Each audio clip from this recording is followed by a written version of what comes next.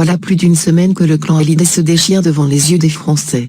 Des Français qui s'identifient à l'affaire de la succession du rocker rythmée par des rebondissements quotidiens. Lundi dernier, premier acte de cette scène de famille et d'argent, le coup de théâtre, Laura Smet annonce vouloir purement et simplement contester le testament de son père sur lequel ni elle, ni son frère n'apparaissent. À leur place, Laetitia Hallyday est désignée comme seule et unique légataire du patrimoine du rocker. Quelques jours plus tard, alors que l'offensive médiatique lancée par la fille de Nathalie Baye donne lieu à une fracture de l'image impeccable de la veuve, le public apprend que Johnny avait déjà prévu de déshériter ses deux aînés depuis longtemps puisqu'ils avaient déjà reçu leur dû par le passé.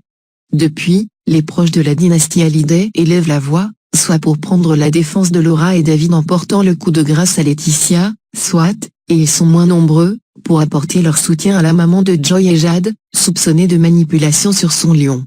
Seule avec ses filles adoptives dans la tourmente de l'héritage de son mari, Laetitia Hallyday, dont le testament a été mis en lumière hier, est actuellement à New York, auprès de son amie Hélène Darroze, pour fuir la tempête médiatique qui lui tombe dessus. Elle est courageuse et très digne, ce sont des leçons qu'elle a apprises de son mari. Laetitia, c'est une femme en deuil depuis 2 mois, et vous pouvez bien vous imaginer qu'il y a des hauts et des bas parce que le manque de son mari, il est là tous les jours à chaque instant. Donc il y a des moments qui sont un peu plus difficiles que d'autres, expliquait la jurée de Top Chef et marraine de Joy, à RTL, lundi soir.